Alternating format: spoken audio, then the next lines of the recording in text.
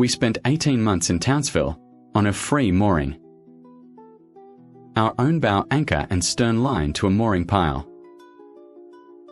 Both working at James Cook University to save money for more exploring. Sue in biological sciences. Driving an electron microscope for marine researchers. And me in the IT side of the Three Bays multidisciplinary project.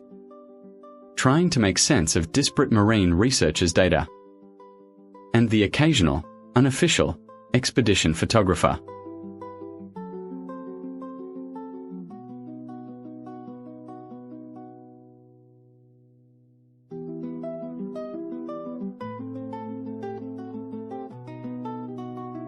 The mooring and CBD were close to Castle Hill.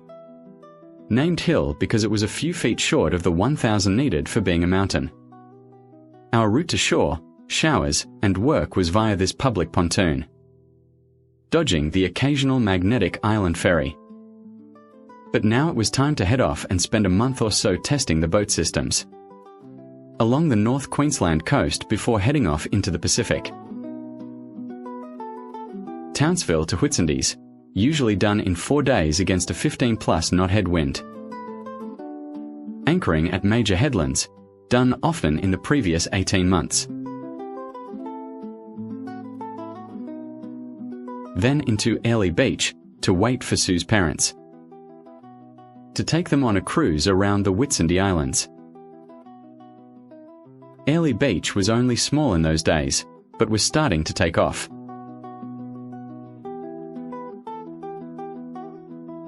And becoming the mecca for a lot of home-built cruising boats.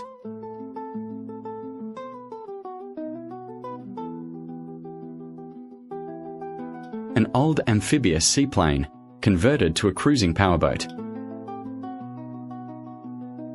With Sue's parents finally on board after an air hostess strike, we could head off. As conditions were light, we decided to motor upwind to Brampton, first to Shore Island, passing the lighthouse on Dent Island.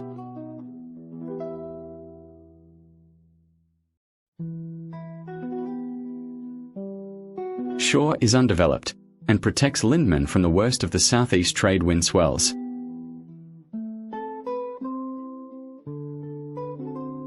A short 22k hop down to Goldsmith. To anchor at Goldsmith, an old favourite.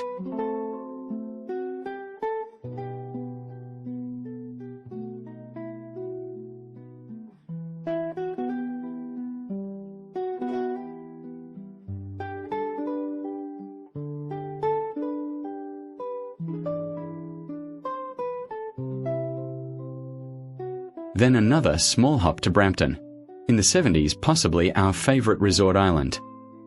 And a finishing point for yacht races from Townsville. We competed in one in 1975. We spent a couple of days exploring Brampton and enjoying its restaurants.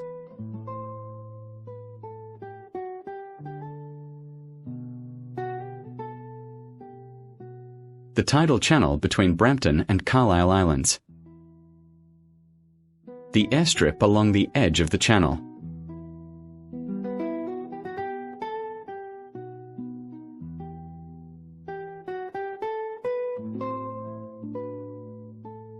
Unfortunately, after Cyclone Yasi in 2011, Brampton Resort was abandoned.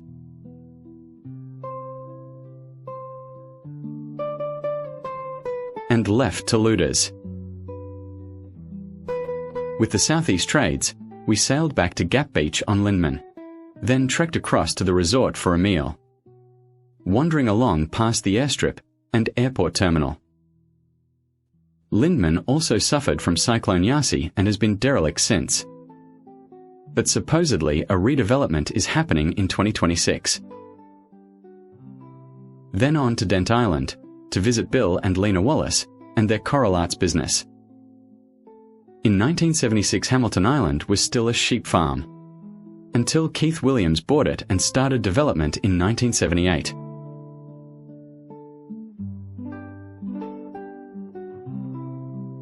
In to anchor at Dent Island.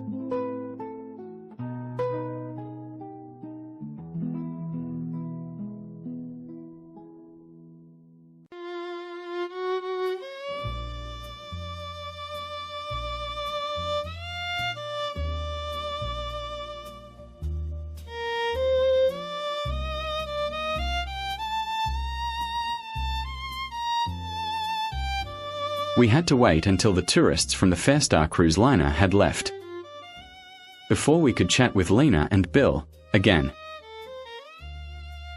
Australian Archives photo of Bill and Lena with some of their coral art.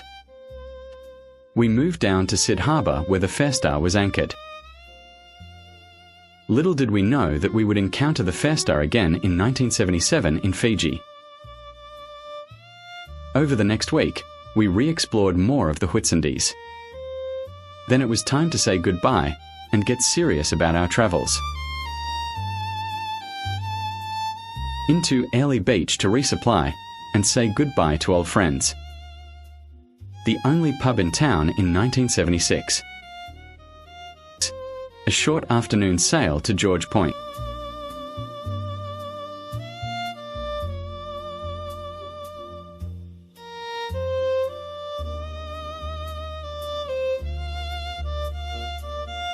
Tucking in behind the point.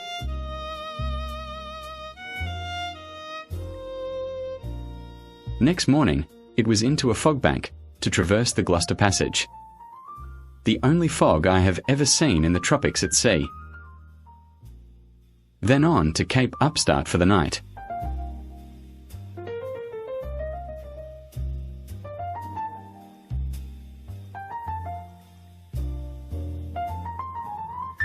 A diversion out to Old Reef. Finding no clear entry into the Old Reef Lagoon, we continued into Stanley, to a sheltered anchorage, and threw over the fishing lines. A 10 pounds, 4.5 kilograms red emperor for dinner. We spent 2 days fishing until the fridge box filled. Also diving, including testing the hookah compressor at the north end of the reef.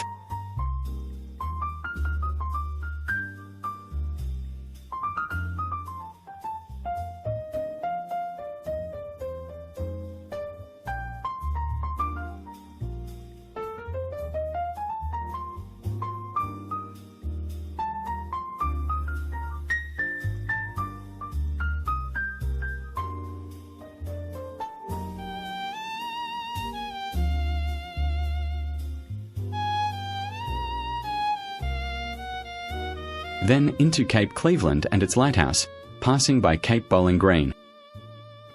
Anchoring at a little beach under the lighthouse.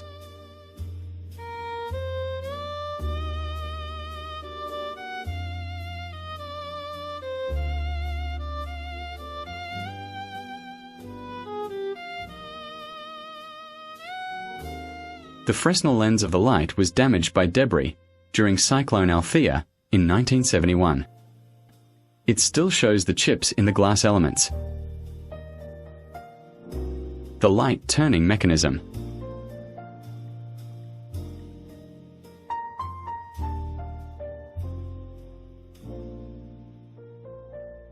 Into Townsville to pick up Rowley and Robin.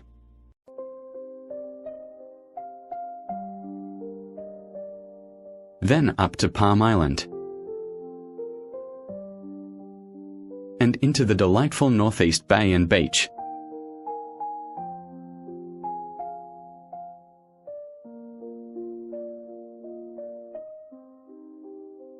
Enjoying morning beverages.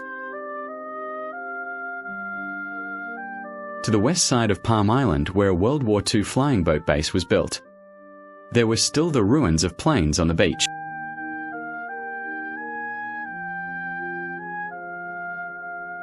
One of the PBY Catalina wrecks on the beach. From October 1943, an average of 4 flying boats a day were repaired. Challenger Bay between all the islands from Mount Lindsay. Around to a favourite anchorage at Orpheus Island. Anchoring in Pioneer Bay.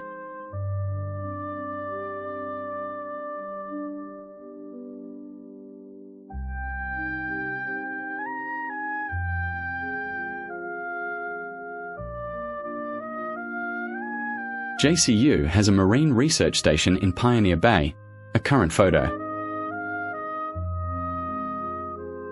Into Lucinda and the Hinchinbrook Channel. A lot of shoal areas so entrance is through shallow marked channels. Lucinda is a major sugar export harbour. At 5.76 kilometres long, the jetty is the longest in the southern hemisphere. So long, they had to account for the curvature of the earth when building it. The sugar conveyor belts and shiploader can handle quite large bulk carriers. We anchored overnight near Lucinda.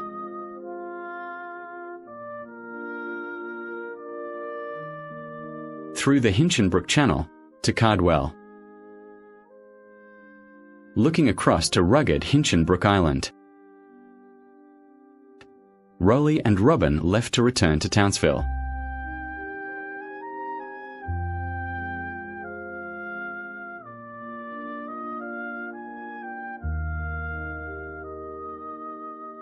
Cardwell to Gould Island. Looking across to sugar cane fires on the mainland. Gould to Dunk Island. A favourite destination for the yachties from Townsville in those days. A recent view of the Anchorage and inactive resort. The Dunk Resort was also damaged by Cyclone Yasi and closed. Only limited facilities for camping and day trippers from Mission Beach. Looking west to Mission Beach. And south to Badara and the Family Islands. Dunk to Marillion Harbour. Into Marillion Harbour for the night. To wait for the right tide to cross the bar into the Johnston River and Innisfail. Marillion is another sugar shipping harbour.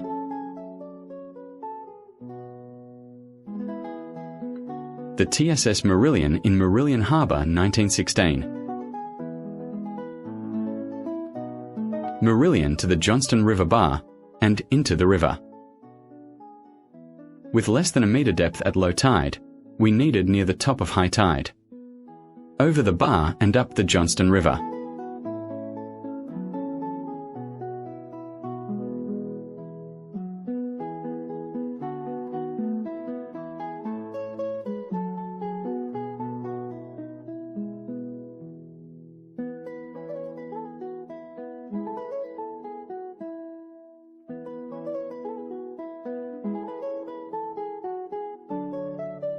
Sugar cane cutters were an important part of Innisfail's history. We visited historic Paranella Park, to South Johnston by dinghy, then walking.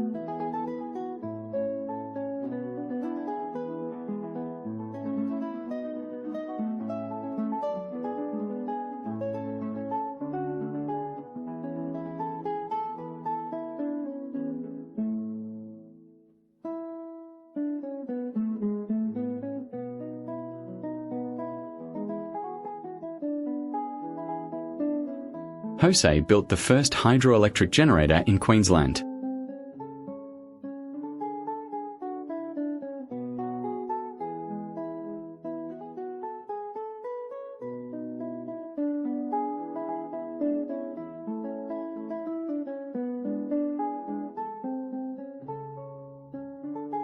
Innisfail morning, with the southern flank of Mount Bartle Frere in the background. From Innisfail to Fitzroy Island near Cairns.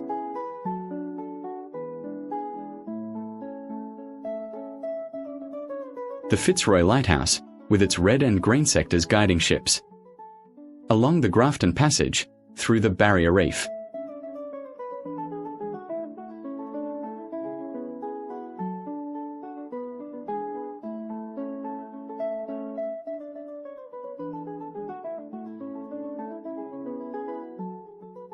The locals were very friendly.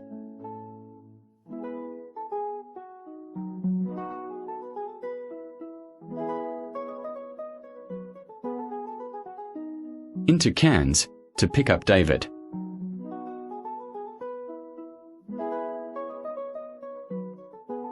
Next, we explore north from Cairns as far as Lizard Island. Then we return to Cairns to leave for Papua New Guinea and the Pacific.